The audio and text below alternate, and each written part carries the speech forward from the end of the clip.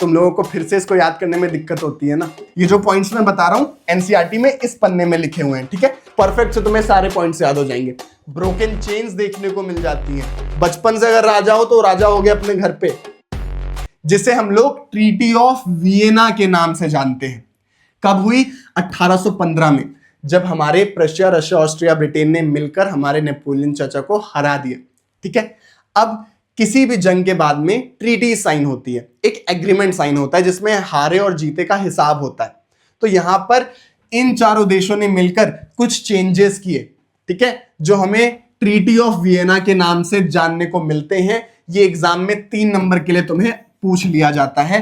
इस साल भी ये क्वेश्चन आ सकता है, प्रीवियस क्वेश्चन में ये भर भर के आ रखा हुआ है, तो प्लीज इसको ध्यान से सुनना, ठीक है। इस मीटिंग को, इस कांग्रेस को, मीटिंग को कांग्रेस कहते हैं, ठीक है। तो इस मीटिंग को होस्ट किया था ऑस्ट्रियन चांसलर ड्यूक मेटरनिक ने। ड्यूक मेटरनिक, इनका नाम याद रखना, आगे चल के बहुत सारे स्टेटमेंट देंगे, ठीक है। तो इसके होस्ट थे ड्यूक मेटरनिक, ये 1 नंबर के लिए पूछ लिया जाता है। इसके बाद में इसका जो ऑब्जेक्टिव था ये 1 नंबर के लिए पूछ लिया जाता है। ट्रीटी ऑफ वियना का ऑब्जेक्टिव था कि जितने भी चेंजेस नेपोलियन ने किए हैं उसको अंडू कर दिया जाए, उसको वापस रिस्टोर कर दिया जाए। तो इसमें सबसे पहला काम ये किया गया कि जो अपनी बर्बन बिस्कुट डायनेस्टी थी जो फ्रांस में थी उसको रिस्टोर कर दिया गया। कहा कि ये जब बहुत हो गया तुम लोगों का ये झोलमाल की, अब कोई और लीडर होगा जो राज करेगा, राजा रानी वाला सिस्टम खत्म, अब ये सब कुछ नहीं चलेगा, अब फिर से हम लोग उसी इंसान को लाएंगे, उसी फैमिली, उसी डायनेस्टी को रिस्टोर करेंगे जिसके पीछे तुम इतने समय से पड़े हुए थे। तो ये जो प्रैब देश थे ना, क्योंकि इनके यहाँ पे राजा रानी वाला सिस्टम था, इसी वजह से इन्होंने बर्बन डायनेस्टी को फिर से रिस्टोर किया और लुईस 18 को यहां पर फिर से राजा बना दिया, ठीक है। अब इसके बाद में नीदरलैंड और जेनोआ नाम की जगहों को स्टैब्लिश किया गया। बाउंड्रीज बनाई गई फ्रांस के आसपास में। अब भैया ये बाउंड्रीज क्यों बनाई गई, बाउंड्रीज क्या होती है? तो देखो, पहले मान लो ये फ्रांस है, ठीक है। इसको समझने के लिए बाउंड्रीज का क्या मतलब होता है और ये स्टेट क्यों स्टैब्लिश किए गए, इसका मतलब समझो। मान लो ये फ्रांस है, ठीक है, और ये ब्रिटेन है, ठीक है, और ये मान लो रशिया है। तो अब फ्रांस में एक लीडर आया जिसने रशिया पर, ऑस्ट्रियो हंगेरियन एम्पायर पे, ऑस्ट्रिया पे, ब्रिटेन पे हमला किया। तो इससे इन लोगों के स्टेट्स अफेक्ट हो गए, ठीक है। अब इन्होंने सोचा कि अगर आगे चल के फ्रांस में कोई ऐसा फिर से कोई तीसमार खान आ जाता है जो हम पर हमला करने आए, तो वो हम पर डायरेक्ट ना पहुंच पाए, उसे पहले कुछ छोटे मोटे देशों से लड़ना पड़े। इसी वजह से उन्होंने बीच में छोटे छोटे देश बना दिए, ठीक है। फ्रांस के आसपास छोटे छोटे देश बना दिए, जिससे कि कोई अगर नया लीडर आता है जो हमला करने आएगा तो वो पहले इन छोटे देश पर हमला करेगा, और जब तक वो इन छोटे देश पर हमला करेगा तब तक हमें पता चल जाएगा, ठीक है। तो इसका मतलब, बाउंड्री का मतलब ये होता है, ठीक है। और फ्रांस की जो बाउंड्री थी, जो नेपोलियन ने आगे बढ़ाई थी, आगे कब्जा किया था ऑस्ट्रियन एम्पायर के कुछ कुछ जगहों पर, जर्मनी के कुछ कुछ जगहों पर, उसको वापस रिस्टोर कर दिया गया। उन लोगों ने अपने जो जगहें थी वो वापस ले ली। इसके बाद जो हमारा नेपोलियन था ना, उसने कन्फेडरेशन ऑफ 39 स्टेट्स बनाए थे। उसने जो प्रशिया के कुछ, प्रशिया और जर्मनी दोनों एक होता है, तो जहां पे मैं प्रशिया बोलूं इसका मतलब समझ जाना कि वो प्रेजेंट डे जर्मनी की बात हो रही है। कई बच्चे इसी कंफ्यूजन में अपना 10th बिता देते हैं, फिर भी नहीं पता चलता है। तो जो प्रशियन टेरिटरीज थी ना जिस पर नेपोलियन ने कब्जा किया था, तो उसने क्या किया था कि छोटी छोटी टेरिटरीज को, छोटी छोटी टेरिटरीज जो पहले बटी हुई थी उसको एक यूनिट में उसने कर दिया, एक कन्फेडरेशन में उसने कर दिया। कन्फेडरेशन मतलब होता है छोटी छोटी यूनिट्स को एक में करना, और उन सबका एक लीडर अपॉइंट कर दिया। अब क्या होता था कि वो लीडर जो होता था वो नेपोलियन को रिपोर्ट करता था कि हाँ चीजें सही से चल रही हैं कि नहीं। तो इसे ही हम लोग कन्फेडरेशन ऑफ 39 स्टेट्स कहते हैं। उसको एज इट इज रहने दिया गया कि हाँ भाई ये जो सिस्टम है ये अच्छा है, अब ये लीडर नेपोलियन को नहीं, राजा रानी को हम लोगों को रिपोर्ट करेगा, तो ठीक है, ये चीजें अच्छी थी, एडमिनिस्ट्रेटिव चेंज ये अच्छा था, इसी वजह से ये चेंजेस करवाए गए। एक तरीके से ये जो राजा रानी वाला सिस्टम था वो अब स्ट्रांगली फैल गया पूरे यूरोप में। तो यही था हमारा ट्रीटी ऑफ वियना। ये जो 5-6 पॉइंट्स हैं इनको दिमाग में बैठा लो, ठीक है। तो ये याद रहेंगे तो 3 नंबर 5 नंबर का कोई भी क्वेश्चन आ जाएगा तुम आराम से बना लोगे। इतनी बात समझ में आ गई। अब यहां पर ना जो हम लोगों ने 9th में पढ़ा था रेवोल्यूशन, जो 10th में अब तक नेपोलियन चाचा तक की हिस्ट्री हम लोगों ने पढ़ी थी, वो सब तो बेकार हो गई। बर्बन डायनेस्टी फिर से आ गई। अब क्या होगा? ये जो प्रैब देश हैं, लोगों ने मिलकर सारी चीजें तो वापस कर दी। इन्होंने कंजर्वेटिज्म को वापस फिर से स्टैब्लिश कर दिया। अब ये कंजर्वेटिज्म क्या होता है ये समझो। जैसे हम लोगों ने आजादी की मांग कर रहे लोगों को लिबरल्स कहा था, लिबरलिज्म कहा था, जो लोग आजादी की मांग करें, वैसे ही जो लोग आजादी की मांग नहीं करते हैं और कहते हैं कि जो हो रहा है वो एज इट इज चलता रहे, राजा रानी वाला सिस्टम है तो वैसा ही रहे, ज्यादा चेंज करने की जरूरत नहीं है, अगर कोई चेंज होना है तो वो धीरे धीरे होगा, राजा रानी ही जो चेंज करेंगे वो करेंगे। इस सोच को कंजर्वेटिज्म कहते हैं, ठीक है। और इसको जो फॉलो करता है उन्हें कंजर्वेटिज्म कहते हैं। तो यहां पर जो हमारे लिबरल्स थे, जो आजादी की मांग कर रहे थे, जो नेपोलियन को देख के इंस्पायर हो रहे थे कि हाँ अब हम पूरे यूरोप को धीरे धीरे आजाद करेंगे, वो सब कुचल दिए गए, दबा दिए गए, नेपोलियन चाचा को भी हटा दिया गया। तो जो कंजर्वेटिज्म है वो फिर से स्टैब्लिश हो गया यूरोप में, ठीक है। जो आजादी की लहर दौड़ रही थी फ्रांस से, उसको दबा दिया गया, तो पूरा यूरोप धीरे धीरे शांत हो गया। अब देखो ये जो कंजर्वेटिव्स थे ना, वो राजा की बात आंख बंद करके मान लेते थे, कभी राजा का विरोध नहीं करते थे, जो भी बोला राजा ने वो मान लिया। क्यों? क्योंकि राजा के वजह से ही इनकी भी सरकार चल रही होती थी। राजा जब तक पावर में है तब तक ये भी पावर में है, राजा को सपोर्ट करके ही ये लोग, भले ही राजा कुछ भी करे, ये लोग हमेशा सपोर्ट करते हैं। अब जो आर्टिस्ट लोग थे, जो पेंटर्स थे, उन्होंने फिर एक कैरिक्रेचर बनाना शुरू किया। कैरिक्रेचर वो होता है जब कोई आर्टिस्ट एक मजाक के रूप में अपनी पेंटिंग को बनाता है। तो ये एक कैरिक्रेचर हम लोगों को यहाँ पर देखने को मिलता है। अब्बास कमर का शेर है जो इस पेंटिंग में ही हम लोगों को देखने को मिलता है। अब्बास कमर कहते हैं ऐसे ही लोगों के लिए जो राजा का सपोर्ट कर रहे हैं, जो कंजर्वेटिव्स हैं, उनके लिए कहते हैं कि दूसरों को हल्का जान के भारी हैं आप, ठीक है। दूसरों को हल्का जान के भारी हैं आप, आपका मेयार देखा कितने मेयारी हैं आप, और उफ तक नहीं करेंगे जिल्ले इलाही के खिलाफ, आपको दरबार की आदत है, दरबारी हैं आप। तो यहां पर ये पेंटिंग भी हमें यही दिखा रहा है कि भाई चुपचाप ये लोग बैठे हुए हैं, इनकी मीटिंग चल रही है, लेकिन सबके मुंह पर मास्क लगा हुआ है, सबके मुंह बंद हैं। इसका मतलब ये है कि इस मीटिंग का कोई खास वैल्यू नहीं है। ऊपर यहां पर फ्रेंच में लिखा भी हुआ है कि इस मीटिंग का मेन ऑब्जेक्टिव है कि कब तक सोचने की इजाजत दी जाए, ठीक है। तो सोच पर पाबंदी लगाने की यहां पर बातें चल रही है और कोई बोल भी नहीं पा रहा है। क्यों? क्योंकि यहां पर तुम्हें देखने को मिलता है फ्रेंच लैंग्वेज में कि इस मीटिंग का पहला ही रूल है कि यहां पर बोलना नहीं है, यहां पर साइलेंटली बस चीजें सुननी है, जो राजा का आदेश होगा वही बोला जाएगा, तुम नहीं बोलोगे।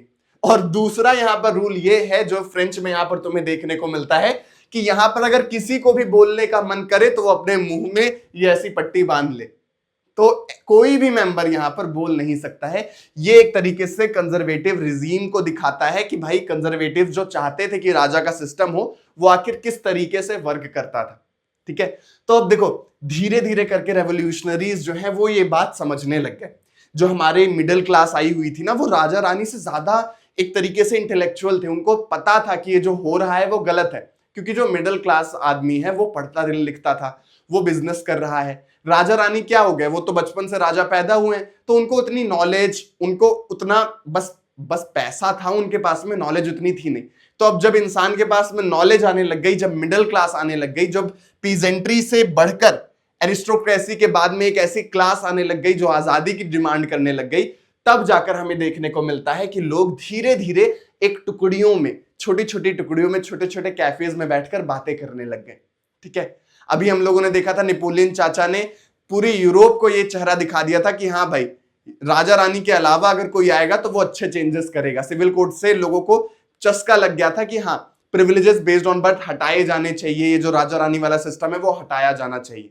लेकिन अब क्योंकि नेपोलियन को दबा दिया गया, ये जो कंजर्वेटिव्स थे ये पावर में आ गए, तो अब जो लोग थे वो डिस्कशन तो करते थे लेकिन छुप छुप कर करते थे, सीक्रेट सोसाइटीज बना बना कर करते थे, ठीक है। छोटी सोसाइटी जिसे सीक्रेट रखा जाता था।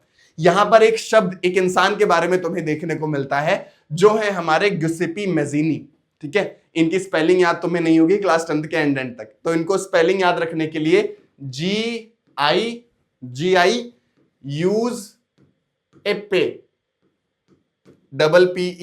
GIUSEPPE, गिउसेप्पे मैज़ीनी यहां पर हमें देखने को मिलते हैं। ये क्या करते थे, ये सीक्रेट सोसाइटी बनाते थे, ठीक है, ये सीक्रेट सोसाइटी बनाते थे। इन्होंने दो सीक्रेट सोसाइटी बनाई, यंग यूरोप और यंग इटली नाम से, ठीक है। इसको हमेशा याद रखना, क्योंकि एग्जाम में एक नंबर में क्वेश्चन पूछ लिया जाएगा कि बताओ यंग यूरोप और यंग इटली नाम की सीक्रेट सोसाइटीज किसने बनाई थी, या फिर ग्यूसेपी मेज़नीन ने जो सीक्रेट सोसाइटी बनाई थी वो कौन कौन सी थी, ठीक है। इसका मेन ऑब्जेक्टिव क्या था कि ये जो यूरोप में जो कंजर्वेटिव रिजीम है इसके खिलाफ बातें करना, ठीक है, लोगों को अवेयर करना कि ये जो कर रहे हैं ये लोग राजा रानी वाला सिस्टम वो गलत है।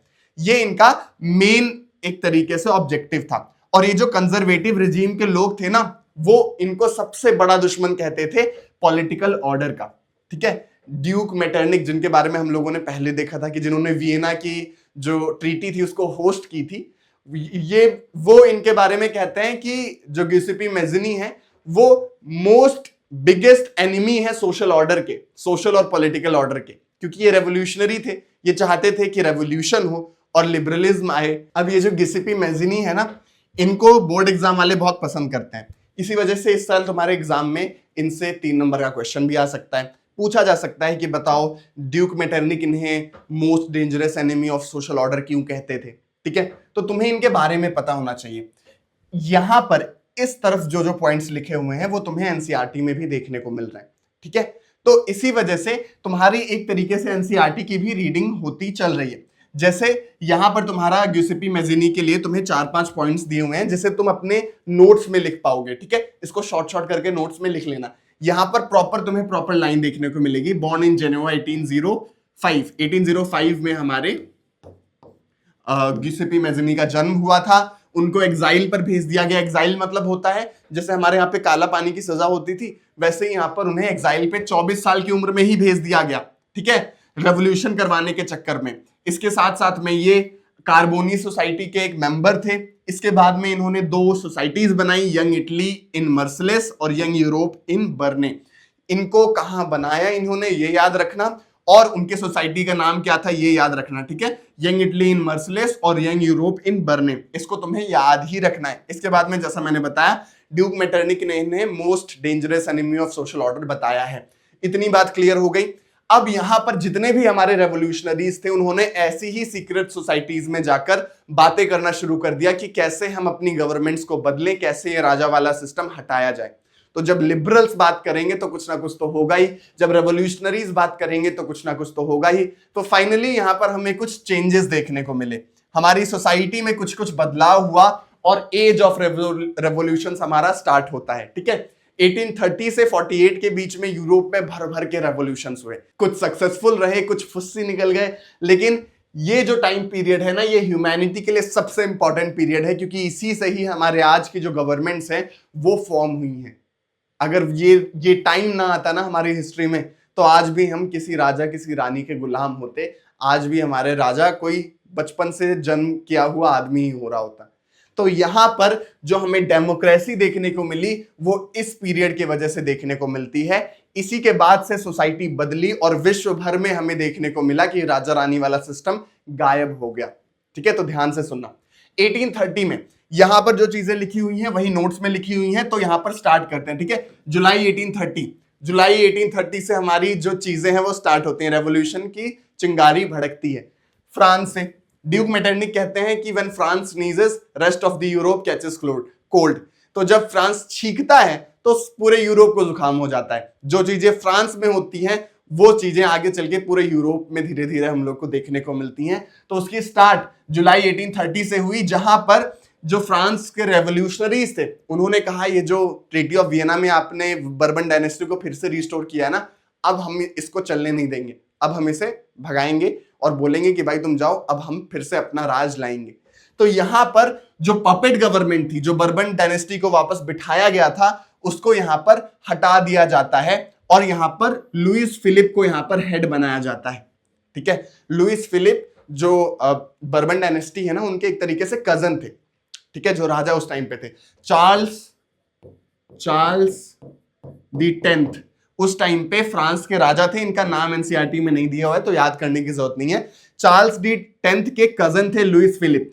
तो रेवोल्यूशनरी के साथ में इन्होंने मिलके कहा कि देखो आप मुझे ले आओ, ठीक है, इनको हटाओ, बर्बन डायनेस्टी को हटाओ, लुइस फिलिप मुझे राजा बनाओ, मैं आपकी सारी बातें मानूंगा।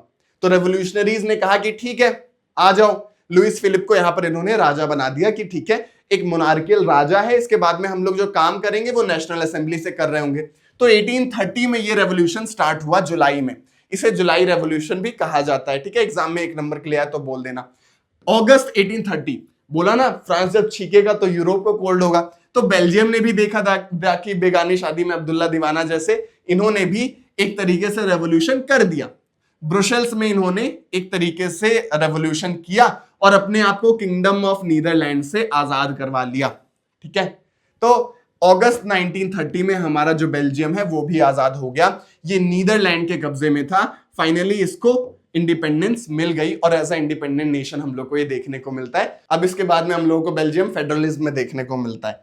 ठीक है, अब इसके बाद में 1831 टू 32 ग्रीस में रेवोल्यूशन होता है। ठीक है, मैं तुम लोग को लाइन से बता रहा हूं, 30 में हम लोगों ने जुलाई अगस्त में क्या क्या हुआ ये देखा, अब 31 और 32 में ग्रीस में यहां पर हम लोग को लड़ाई देखने को मिलती है। ग्रीस की कहानी समझो, ग्रीस में जो नेटिव लोग हैं ना वो ग्रीक लोग रहते थे जो कि एक तरीके से क्रिश्चियन थे। ठीक है, ऑटोमन एम्पायर उस टाइम पर बहुत ही ज्यादा पावरफुल था। ऑटोमन एम्पायर में मुस्लिम्स रूलर थे, तो ग्रीस पर कब्जा करने के बाद में ऑटोमन एम्पायर ने अपनी मुस्लिम रिजीम को वहां पर थोपने की कोशिश की। इसी वजह से जो ट्रू ग्रीक लोग थे ना, जो यहाँ के ट्रू नेटिव्स थे, उनको ये बिल्कुल अच्छा नहीं लग रहा था। वो छोटे छोटे रेवोल्यूशन कर रहे थे। 15वीं सेंचुरी में ऑटोमन एम्पायर की गिरफ्त में आने के बाद में उन्होंने धीरे धीरे छोटी छोटी कोशिशें की, बट वो पूरी नहीं हो पा रही थी। ठीक है, 1821 में इसकी ऑफिशियल स्टार्टिंग हम लोगों को देखने को मिलती है जब ग्रीक ने रेवोल्यूशन करना स्टार्ट किया। ठीक है, तो यहां पर कई पोएट्स ने, कई आर्टिस्ट ने मिलकर इस रेवोल्यूशन का सपोर्ट किया। ठीक है, इसके बारे में आगे हम लोग रोमांटिक इमेजिनेशन में पढ़ेंगे, बट यहां पर एक पोएट का नाम है लॉर्ड बायरन। इन्होंने बहुत ही ज्यादा प्यारी प्यारी नेशनलिज्म से युक्त पोएम्स लिखी, पेंटिंग्स बनाई, जो मतलब 1821 में इनका रेवोल्यूशन स्टार्ट हुआ, बेचारे 1824 में ही मर गए बुखार के चक्कर में, लेकिन इन्होंने नेशनलिज्म की फीलिंग लोगों के अंदर जगाने में बहुत बड़ा रोल किया। अगर यहां पर ग्रीस से रिलेटेड कोई क्वेश्चन आता है तो इनका नाम अगर लिख दोगे तो टीचर को लगेगा भाई ये पढ़ के आया है। इसी वजह से स्पेशली मैंने नोट में इनका नाम लिखा है। एनसीईआरटी में इनका नाम धीरे धीरे कहीं ना कहीं छूट जाता है क्योंकि एक ही लाइन में इनका नाम निपटा दिया जाता है। यहां पर तुम्हें एनसीईआरटी में इनके बारे में देखने को मिलता है। ठीक है, तो लॉर्ड बायरन ने बहुत हेल्प करी और एक तरीके से आर्ट का सहारा लेके लोगों के अंदर नेशनलिज्म की फीलिंग जगाई। इनके साथ साथ में काफी आर्टिस्ट थे जिन्होंने नेशनलिज्म की फीलिंग जगाई, और ये जो फीलिंग है वो धीरे धीरे करके आखिर में क्या गुल खिलाती है कि जो हमारा ग्रीस है वो आजाद हो जाता है। 1832 में फाइनली जो हमारा ग्रीस है वो आजाद हो जाता है ट्रीटी ऑफ कॉन्स्टेंटिनोपल से। ठीक है, अब ये कॉन्स्टेंटिनोपल की जो स्पेलिंग है वो याद कर लेना, एग्जाम में इससे भी तुम्हारे नंबर कट सकते हैं। ट्रीटी ऑफ कॉन्स्टेंटिनोपल हमें क्या सिखाती है? हमें ये सिखाती है कि लॉजिक से ही जंग नहीं जीते जाते हैं, फीलिंग से भी जंग जीते जाती है। ये पेंटिंग जो तुम लोग देख रहे हो ना, इसमें कुछ लोग बहुत ही खराब हालत में, खस्ता हालत में। अब भले ही तुमने ये सीन ना देखा हो, ठीक है, मान लो तुम्हारे पड़ोसी डिस्ट्रिक्ट में, पड़ोसी शहर में अगर कोई लोगों को मारा जा रहा हो तो तुम्हें कैसे पता चलेगा? फोटोज देख के। तो जो उस टाइम के आर्टिस्ट थे ना, उन्होंने ऐसी फोटोज, ऐसी भयावह फोटोज दिखाना शुरू किया जिसमें लड़कियों का रेप हो रहा है, जिसमें लोगों को मारा जा रहा है, जिसमें लोग भूख से मर रहे हैं। ये पेंटिंग भी उन्हीं में पेंटिंग में से एक है जिसमें दिखाया जा रहा है कि कैसे जो ये ऑटोमन एम्पायर के लोग हैं उन्होंने रियल ग्रीक लोगों को कैसे मार के रखा हुआ है। देख रहे हो, ये लोग घोड़े पे आते हैं और इनको मार के जाते हैं, लड़कियों के साथ बदसलूकी करते हैं, और जो लोग हैं वो धीरे धीरे मर रहे हैं और इनके पास खाने को खाना नहीं है।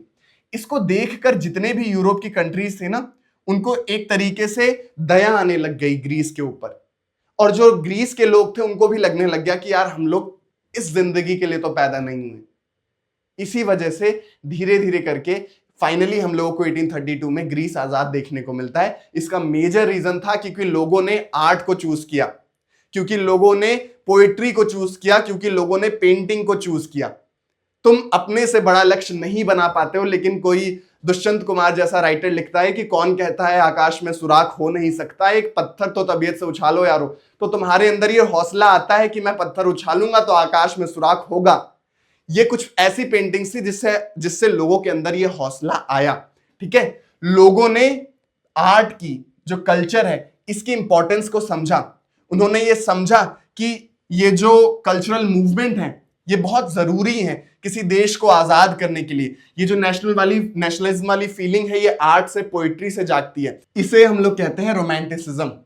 शाहरुख खान ने हमें सिखाया है प्यार मोहब्बत करना, उससे ही रोमांटिक रोमांटिक जान के तुम लोग समझ रहे हो, लेकिन अपने देश से भी प्यार को यहाँ पर हम लोग रोमांटिक कह सकते हैं। तो यहाँ पर रोमांटिसिज्म मतलब होता है जब कोई आर्टिस्ट, जब कोई पेंटर, जब कोई पोएट अपने देशवासियों के लिए जो देश से प्यार करने वाली कंटेंट को जनरेट कर रहा होता है, आर्ट को जनरेट कर रहा होता है, उसे हम लोग रोमांटिसिज्म कहते हैं। ठीक है, तो रोमांटिक आर्टिस्ट ने क्या करना शुरू किया, उन्होंने रीजन और साइंस को ना ग्लोरीफाई करके उन्होंने इमोशंस को ग्लोरीफाई करना शुरू किया, देश के लिए प्यार को जगाना शुरू किया, इंट्यूशन को, मिस्टिकल फीलिंग को प्रायोरिटी दी और उस पर कविताएं लिखी। इससे लोगों के अंदर एक sense of cultural belonging, connective belonging आने लग गई और लोग एक दूसरे से कनेक्टेड फील करने लग गए।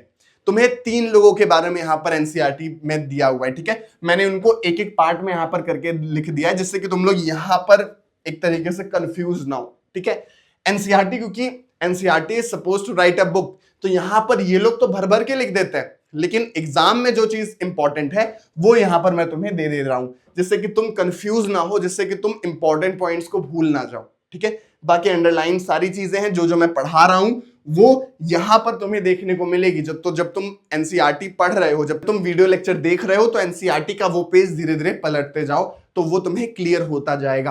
तो इसमें पहले आर्टिस्ट हमें देखने को मिलते हैं जोहान गॉटफ्राइड हर्डर। ये कहते हैं कि जो जर्मनी की सोल है ना, जर्मनी उस टाइम पे प्रशिया के नाम से जाना जाता था और छोटे छोटे टुकड़ों में डिवाइडेड था, तो ये कहते हैं कि ये जो सोल है ना वो वहां के लोगों से बनती है।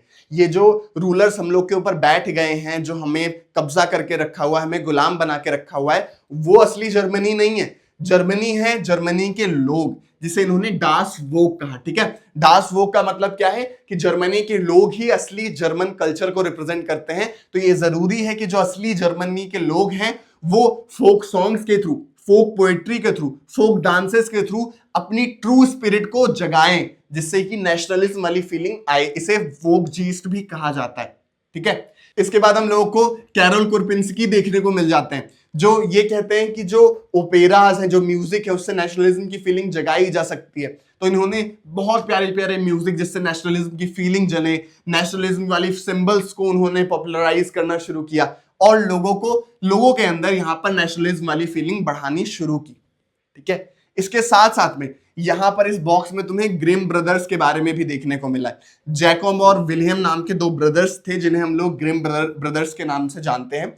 ये लोग स्कॉलर्स थे और उन्होंने जाकर अपने देश के लोगों से बात करी। ठीक है, जैसे दादी नानियां हमारी जो कहानियां हमें सुनाती हैं, उनके बाद में वो कहानियां भी खत्म हो जाती हैं।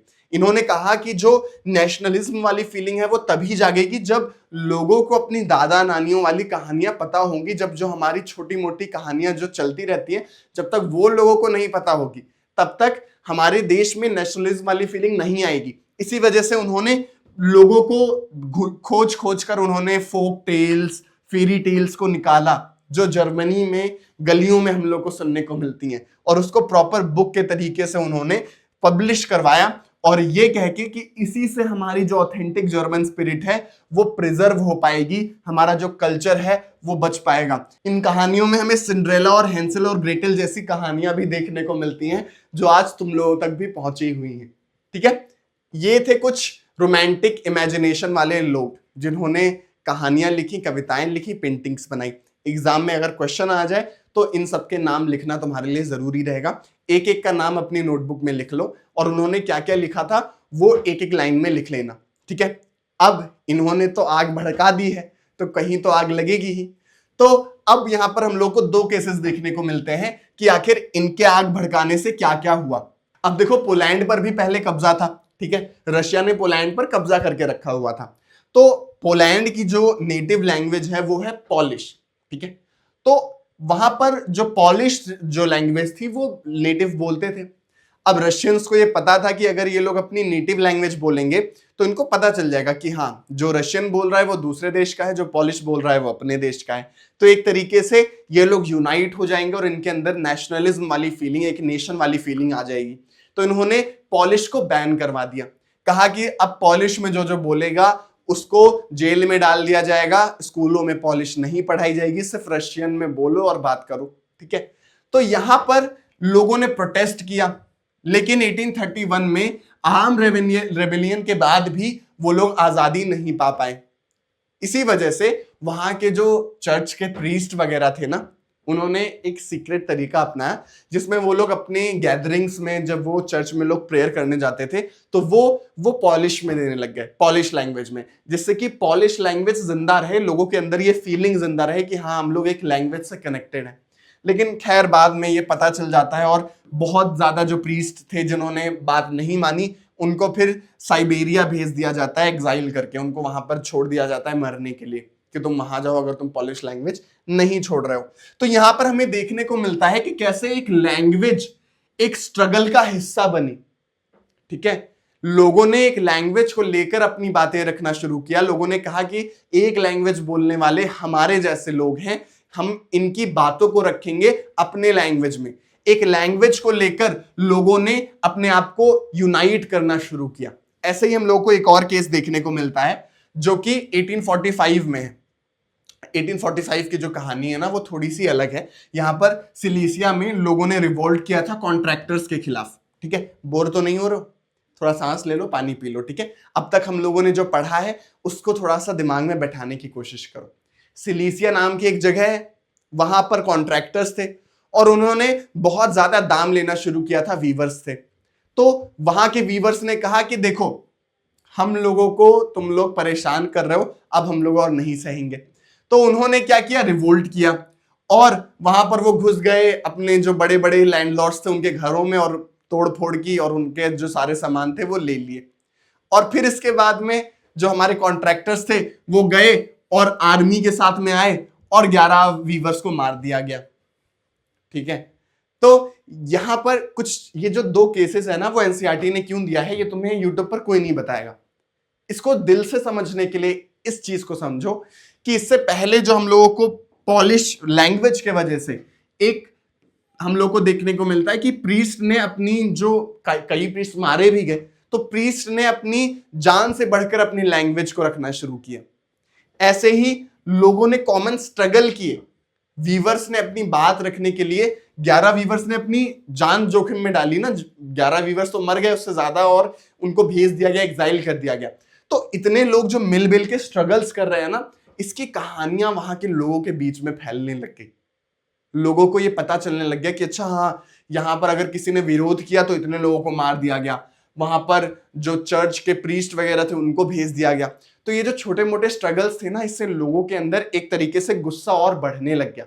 ये एक इंसिडेंट है, ऐसे कई इंसिडेंट तुम्हें यूरोप की जो सोसाइटी है वहां पर देखने को मिलते हैं और इससे लोगों के अंदर जो गुस्सा था वो बढ़ने लग गया।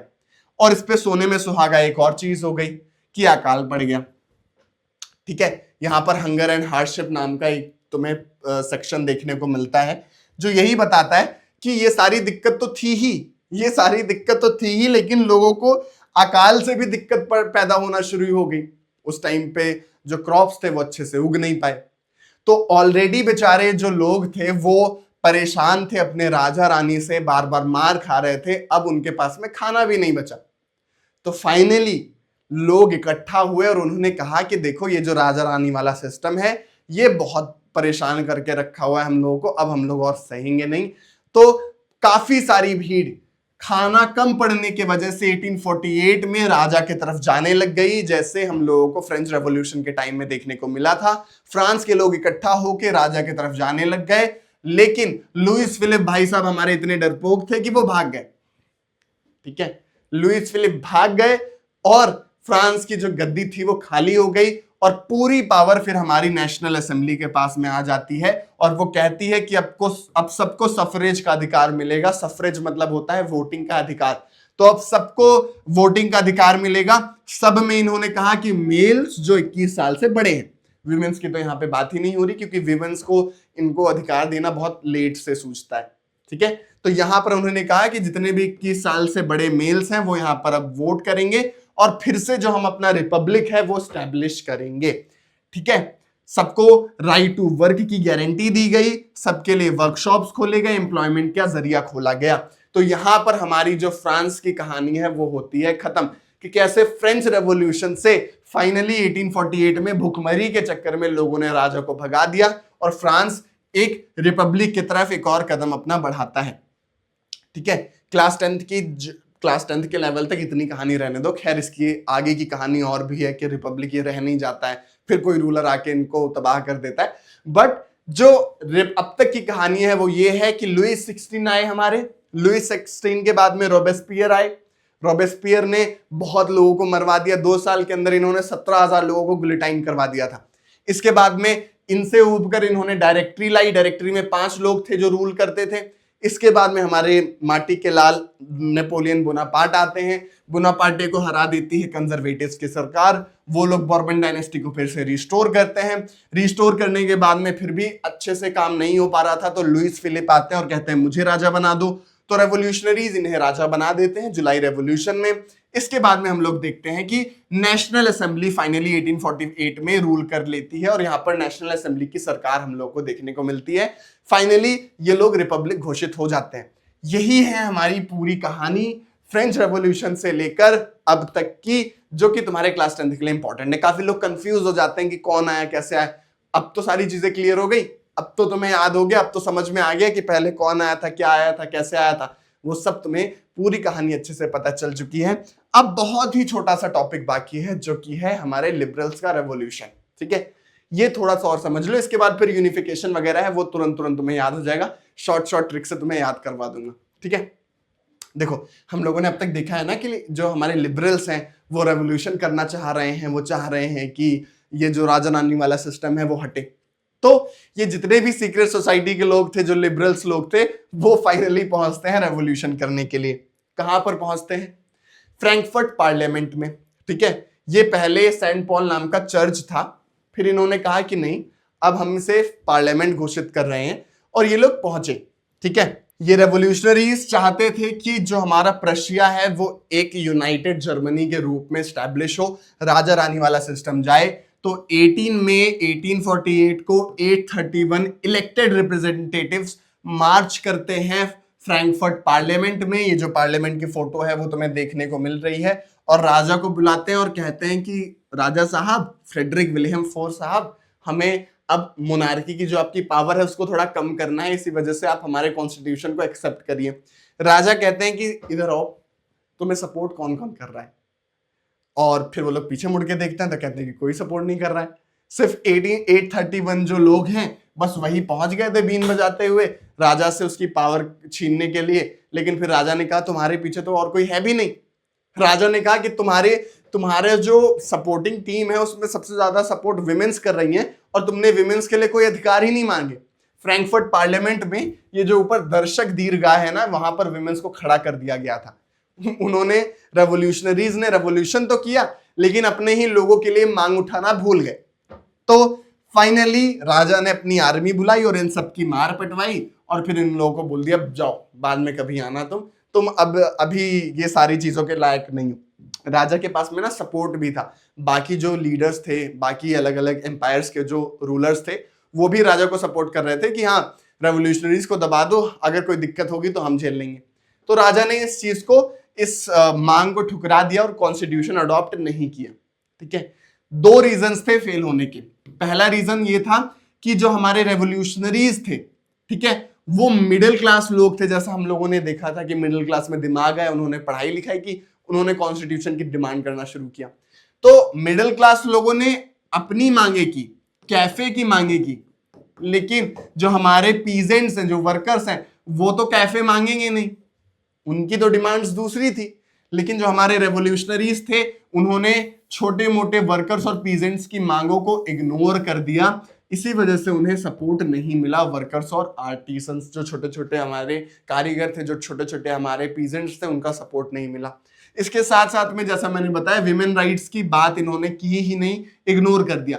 ज्यादातर इन्हें विमेन ही सपोर्ट कर रही थी, और सेंट पॉल चर्च में फ्रैंकफर्ट पार्लियामेंट में उन्हें दर्शक दीर्घा में ही बस खड़ा रखा गया, उनको नीचे आके मेंबर्स बनने का मौका नहीं दिया गया। अच्छा अब देखो, ये सारे इंपॉर्टेंट क्वेश्चंस, इंपॉर्टेंट टॉपिक्स तो मैं तुम्हें निमोनिक्स के साथ में बता दे रहा हूं, लेकिन इसको एग्जाम में तुम लिख पाओ इसकी गारंटी मैं नहीं दे सकता हूं, क्योंकि उसके लिए तुम्हें लिखना जरूरी है, तुम्हें प्रैक्टिस करना जरूरी है। इसी वजह से हर बार मैं तुम्हें कहता हूं कि सैंपल पेपर जरूर से लगाया करो, और ऐसे नहीं, टाइमिंग के साथ में 3 घंटे का तुम्हारा एग्जाम होगा, 3 घंटे प्रॉपर बैठ कर लगाओ, टाइमर ऑन करके लगाओ। जरूरी है कि तुम सैंपल पेपर लगा रहे हो, वरना ये जो इतना डेटा है ना, ये तो सिर्फ एक चैप्टर का डेटा है, जो तुम्हारा पूरा सोशल साइंस का डेटा है ना, दिमाग में भर नहीं पाओगे, खिचड़ी बना के आ जाओगे। इसी वजह से सैंपल पेपर जरूर लगाओ, रोज एक सैंपल पेपर लगाओ, और जो रोज मैं तुम्हें शॉर्ट्स दे रहा हूं वहां पर रिप्लाई करो कि हाँ भैया एक सैंपल पेपर लगा लिया, दूसरा सैंपल पेपर लगा लिया, मैं हूं, तुम्हारे कमेंट्स देखूंगा, ठीक है। तो सैंपल पेपर लगाने की आदत डालो, किसी अच्छे ब्रांड से सैंपल पेपर ले सकते हो, डिस्क्रिप्शन बॉक्स में मैं तुम्हें लिंक दे दूंगा जो अभी के हिसाब से मुझे सही लगेगा, तो ठीक है, डिस्काउंटेड वगैरह लिंक रहेंगी तो अपना देख लेना। खैर, जो राजा थे उन्होंने सोचा कि अभी तो मैंने इन लोगों को मार पिटाई करके पीछे भिजवा दिया है, लेकिन अगर ये लोग फिर आ गए तो मेरे लिए दिक्कत हो जाएगी। इसी वजह से राजा ने कुछ कुछ चेंजेस किए, 2 चेंजेस किए। पहला, ये जो सर्फडम लेबर्स थे, बॉन्डेड लेबर्स थे, बधुआ मजदूरी थी, वो बंद करवा दी, ठीक है, हैब्सबर्ग एम्पायर में। Habsburg empire, Frederick William IV Habsburg empire के रूलर थे, ठीक है, समझ में आ गया, कंफ्यूज होने की बात नहीं। हैब्सबर्ग एम्पायर, प्रशिया, दोनों एक ही है, ठीक है, प्रशिया पर हैब्सबर्ग एम्पायर रूल करता था। हैब्सबर्ग एम्पायर ने हंगेरियंस को आजाद कर दिया। हंगेरी एक जगह की नाम है, ठीक है, जहां पर हैब्सबर्ग एम्पायर का कब्जा था, जहां के लोग रेवोल्यूशन कर रहे थे आजादी के लिए, तो उन्होंने कहा जाओ तुम्हें आजादी दे दी, अब बार बार हमारे पास रेवोल्यूशन करते हुए मत आओ। तो एक तरीके से इन्होंने लॉलीपॉप देने का काम किया। अब देखो, जैसे जैसे हम लोग आगे बढ़ रहे हैं ना अपने चैप्टर में, तो लोगों के अंदर ये जो नेशनलिज्म वाली फीलिंग है वो डेवलप करते जा रही है। तो अब हम लोग उस पोर्शन में पहुंच गए हैं जब हमारी पूरी सोसाइटी आजादी मांगेगी, यूनिफिकेशन मांगेगी। इससे पहले हम लोगों ने देखा कि कोई भी नेशन नहीं था, एम्पायर्स के नाम पर वहां के लोगों का नाम होता था, हैब्सबर्ग एम्पायर कहते थे हम लोग। प्रशिया में कोई जर्मनी नाम की कोई जगह नहीं थी। लोगों ने धीरे धीरे करके अपना नेशन की डिमांड करना स्टार्ट किया। तो राजाओं ने सोचा कि ठीक है, अगर इन्हें यूनिफिकेशन चाहिए तो हम लोग यूनिफाई कर देंगे और एक प्रॉपर नेशन बना देंगे इन लोगों के लिए, जिससे कि हम उस पर रूल कर पाए। तो इसकी स्टार्टिंग होती है यूनिफिकेशन ऑफ जर्मनी से। इसको VVVVI करके लिख लो, क्योंकि हर साल यूनिफिकेशन से एक क्वेश्चन जरूर आता ही आता है। प्री बोर्ड्स में तो आएगा ही, बोर्ड एग्जाम में भी आ जाता है। या तो जर्मनी का यूनिफिकेशन आएगा, या तो जो इसके बाद 2 यूनिफिकेशन है वो आ सकते हैं, ठीक है। क्या था जर्मन यूनिफिकेशन, ये समझो, 5 पॉइंट अपने दिमाग में बैठाना, ठीक है। यहां पर तुम्हें पूरा जर्मनी देखने को मिल रहा है, ठीक है, ये छोटे छोटे एम्पायर्स में बटा हुआ था। अब यहां पर जो प्रशिया के राजा थे, उन्होंने सोचा कि क्यों ना मैं अपने पूरे देश को यूनिफाई कर लूं, जब लोग कह ही रहे हैं तो। इसी वजह से उन्होंने अपने chief minister auto von Bismarck को कहा कि हाँ, आप हमारे प्रशिया को आजाद करो, आप हमारी प्रशिया को यूनिफाई करो, ठीक है। प्रशिया ही जर्मनी है, गंगाधर ही शक्तिमान है। तो ऑटो वन बिस्मार्क को इसी वजह से आर्किटेक्ट ऑफ जर्मन यूनिफिकेशन भी कहा जाता है, क्योंकि उन्हीं के ही रहमो करम पर यूनिफिकेशन हुआ। यहां पर जो हमारे राजा थे, उन्होंने तो इन्हें अपॉइंट कर दिया, बोला कि तुम देखो। तो इन्होंने 7 साल में 3 लड़ाइयां लड़ी। किससे? ऑस्ट्रिया, डेनमार्क और फ्रांस से, ठीक है। ऑस्ट्रिया, डेनमार्क और फ्रांस से इन्होंने 3 लड़ाइयां लड़ी। ऑस्ट्रिया यहां पे है, डेनमार्क यहां पे है, फ्रांस यहां पे है। इनके कब्जे में कुछ कुछ पोर्शन था जर्मनी का। इन्होंने 3 साल में लड़ाई करके पूरा अखंड जर्मनी बना दिया। और फाइनली जनवरी 1871 में Prussian king Kesar William I, दाने दाने में है केसर का दम, उन्होंने अपनी गद्दी संभाली और वो यूनिफाइड जर्मनी के पहले एम्परर घोषित हुए, ठीक है। यहां पर तुम्हें यहां पर हॉल्स ऑफ मिरर में इनका एक तरीके से सेरेमनी देखने को मिल रहा है, जिसमें इन्हें राजा बनाया जा रहा है यूनिफाइड जर्मनी का। तो ये सारे पॉइंट्स तो तुम अपने कॉपी में एज इट इज लिख लो, क्योंकि ये बहुत इंपॉर्टेंट है, एग्जाम में भी आ जाएगा। इसके बाद में आओ चलते हैं नेक्स्ट 3 की points. Auto von Bismarck, architect of Germany unification, इसके बाद में 7 साल में 3 वॉर्स, और फाइनली इन लोगों को यूनिफिकेशन मिल गई। 3 पॉइंट्स याद रखना, अगर पॉइंट्स भूल जाओगे तो दिक्कत हो जाएगी, ठीक है। अब आओ बात करते हैं यूनिफिकेशन ऑफ इटली की। इटली हमारा फटे मोजे जैसा था, ऊपर से कुछ लोग उनको पकड़े हुए हैं इटली को, नीचे से कुछ लोग पकड़े हुए हैं, और बीच में कुछ लोग हैं। जो असली इटली के मालिक थे वो यहाँ पे थे, सार्डिनिया पिडमोंट नाम की जगह पे। तो इटली कुछ ऐसे फटे मोजे जैसा दिखता था। अब यहाँ के जो राजा थे सार्डिनिया पिडमोंट, ये जो छोटा सा आइलैंड है ना, इसके राजा यहाँ पर थे हमारे विक्टर इमैनुअल टू, ठीक है। Victor Emmanuel two Sardinia Piedmont के राजा थे, और सार्डिनिया पिडमोंट ही असली हकदार था इटली का, ठीक है। तो मतलब असली इटली के मालिक यही लोग थे, बाकी तो बस कब्जा करके बैठे हुए थे इटली को। तो इन्होंने सोचा कि भाई जर्मनी में लोग आजाद हो गए, तो हम लोग क्यों ना यूनिफाई हो जाएं, क्यों ना मैं अपने इटली को फिर से जीत लूं, अपने इटली को फिर से यूनिफाई कर दूं। तो इनको भी चुल मची, और इन्होंने भी कहा कि देखो वहां पर ऑटोवन बिस्मार्क ने, चीफ मिनिस्टर ने कांड कर दिया है, अब मैं भी अपने चीफ मिनिस्टर को अपॉइंट करूंगा। तो इन्होंने काउंट कैवोर नाम के अपने चीफ मिनिस्टर को अपॉइंट किया और कहा कि मेरे यूनिफिकेशन को पूरा कर दो, जैसे वहां पर जर्मनी में हुआ है वैसा यहाँ पे भी करो। यहाँ पर थोड़ा सा चीज कॉम्प्लिकेटेड ये थी कि यहाँ पर काफी लोग थे, ठीक है। यहाँ पर ऊपर साइड में हमें ऑस्ट्रिया हैब्सबर्ग एम्पायर देखने को मिलता है, नीचे साइड में हम लोगों को किंगडम ऑफ टू सिसिलीज देखने को मिलता है। इसको कहीं कहीं पर तुम्हें बर्बन डायनेस्टी ऑफ स्पेन भी लिखा हुआ मिल जाएगा, तो कंफ्यूज मत होना। किंगडम ऑफ टू सिसिलीज और बर्बन डायनेस्टी ऑफ स्पेन दोनों एक ही है, दोनों में से कोई भी लिख दोगे पूरे नंबर मिल जाएंगे।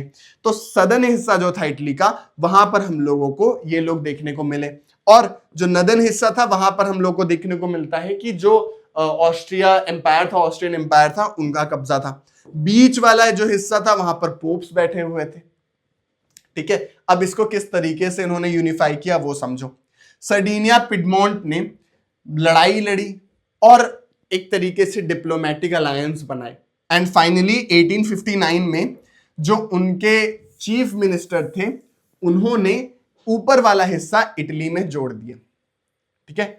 ऊपर वाला इटली में जोड़ दिया। हम लोगों ने देखा था ना गुस्सीपी मैज़िनी, तो गुस्सीपी मैज़िनी भी इटालियन यूनिफिकेशन के लिए काम कर रहे थे, बट वो फेल हो गए थे।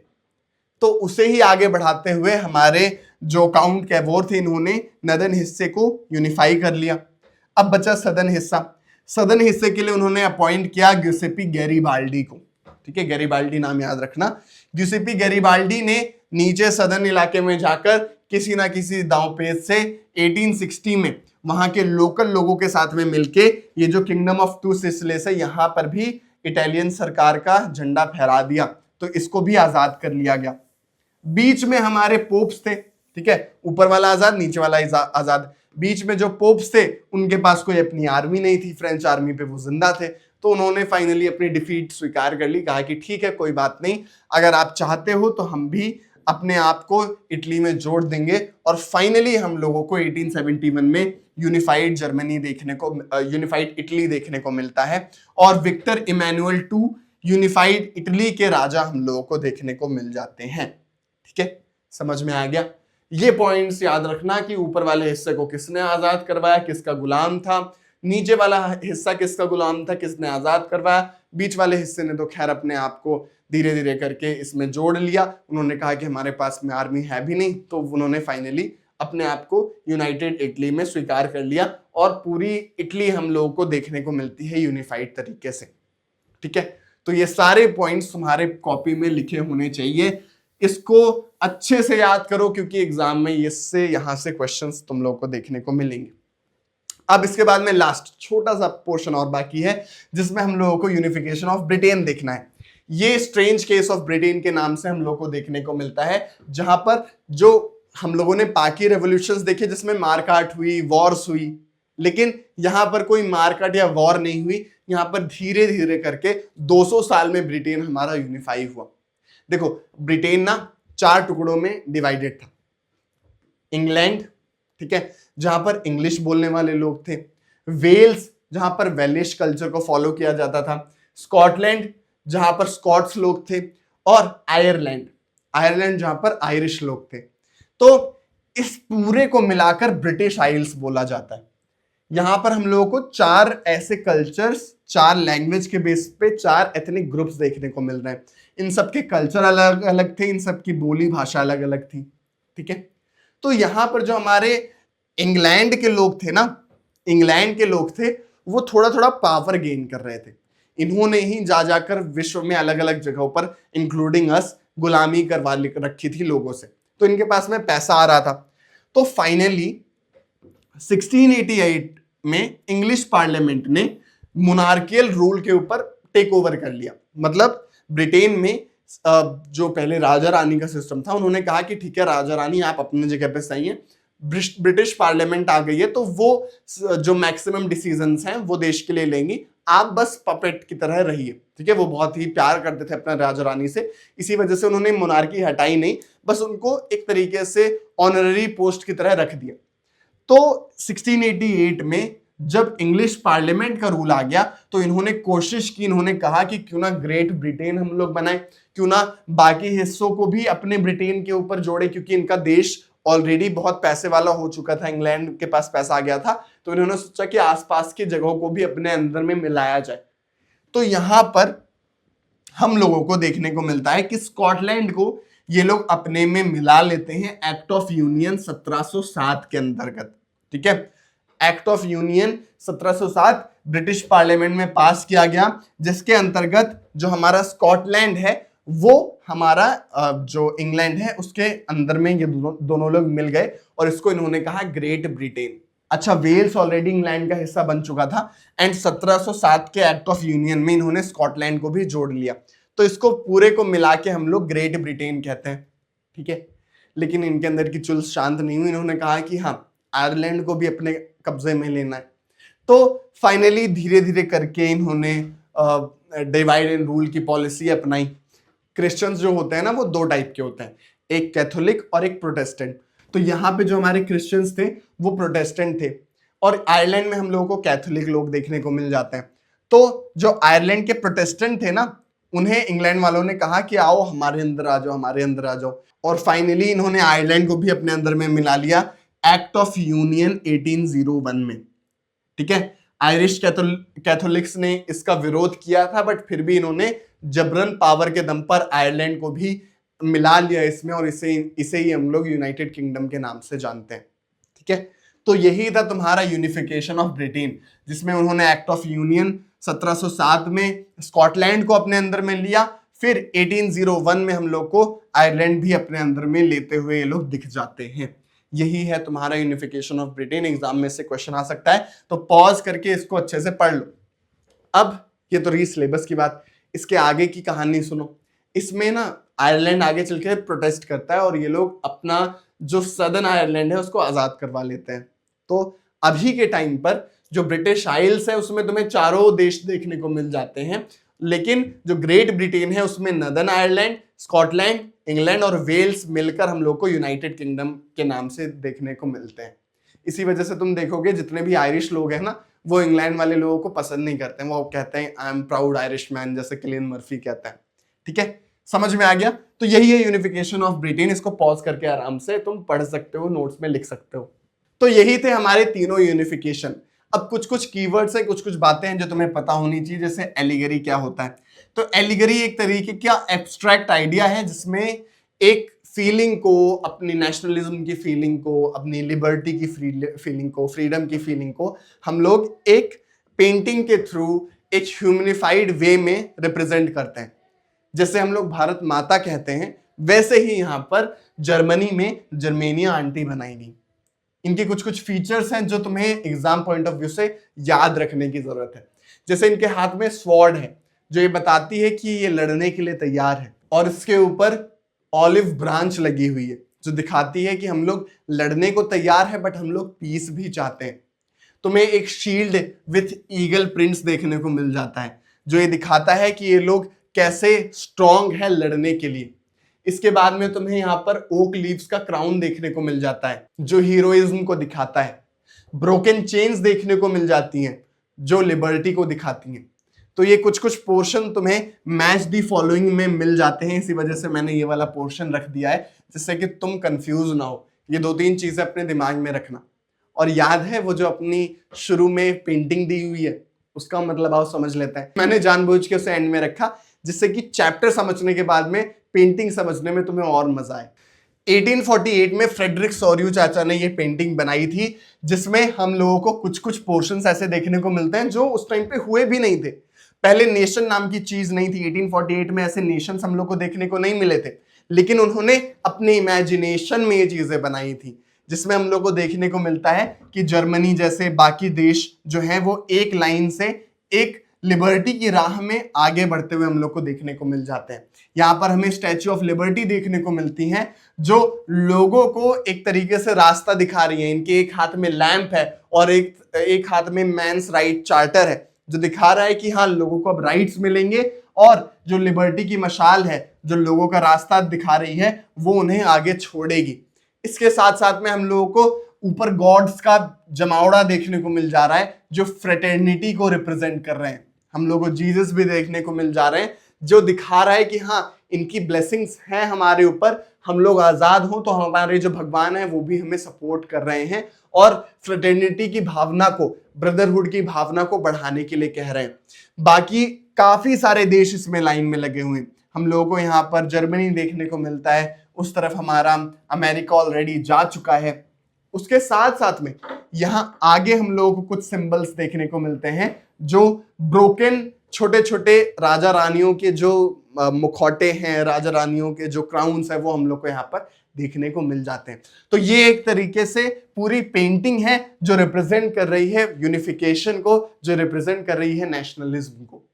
ठीक है, तो ये ऐसा कुछ रियलिटी में नहीं हुआ था, ये इमेजिनेशन थी जिसे हम लोग कहते हैं यूटोपिया। ठीक है, यूटोपिया एक ऐसे सोसाइटी की इमेजिनेशन है जो इतनी आइडियल है कि एग्जिस्ट ही नहीं कर सकती, एकदम गोकुल धाम सोसाइटी जैसी। अब आओ स्टार्ट करते हैं अपने चैप्टर का सबसे प्यारा छोटा सा और आखिरी टॉपिक, नेशनलिज्म एंड इंपीरियलिज्म। देखो एक टाइम के बाद में ना नेशनलिज्म की फीलिंग बढ़ बढ़ के इतनी बढ़ जाती है कि लोगों को लगता है कि सिर्फ हमारा ही देश हमारे नेशन में नहीं होना चाहिए, आसपास के देश भी हमारे नेशन में होने चाहिए। अपना देश, मेरा देश महान वाली फीलिंग का नाम है नेशनलिज्म। और जब किसी देश के अंदर नेशनलिज्म इतनी बढ़ जाए कि वो आसपास के कंट्रीज पर कब्जा करने लग जाए तो उसे हम लोग कहते हैं इंपीरियलिज्म। ठीक है, जब आसपास की कंट्री पे लोग हमला करके उन्हें गुलाम बना के अपनी टेरिटरी में बना लेते हैं, उसे हम लोग कहते हैं इंपीरियलिज्म। तो नेशनलिज्म की फीलिंग बढ़ने के बाद में इंपीरियलिज्म का दौर शुरू हो जाता है। तो अभी तक हम लोगों ने पढ़ा कि नेशनलिज्म तो भर भर के फूट फूट के निखर आई यूरोपियन कंट्रीज में। अब इंपीरियलिज्म के बारे में पढ़ते हैं। ठीक है, छोटा सा टॉपिक है, बाल्कन रीजन के बारे में हम लोगों को देखने को मिलता है। देखो यूरोप का एक रीजन था जिसे बाल्कन रीजन कहा जाता था। ठीक है, ये किसी कंट्री का नाम नहीं है बल्कि छोटी छोटी कंट्रीज का मिक्सचर है, जैसे ऑस्ट्रिया हंगेरी एम्पायर का जो कुछ रीजन हो गया, रोमेनिया हो गया, बुल्गारिया हो गया, सर्बिया हो गया, ग्रीस हो गया, अल्बेनिया हो गया।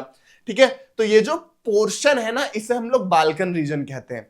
एक तरफ से ये ऑस्ट्रिया हंगेरी एम्पायर से घिरा हुआ है, एक तरफ से ये रशिया से घिरा हुआ है, एक तरफ से ये ऑटोमन एम्पायर से घिरा हुआ है। ठीक है, तुम्हें यहां पर इटली भी देखने को मिल जा रहा है। तो जो बाल्कन रीजन है ना वो बड़े बड़े एम्पायर्स के बीच में हम लोगों को कुछ छोटे छोटे मोटे मोटे देश देखने को मिलते हैं, उन्हें ही हम लोग बाल्कन रीजन कहते थे।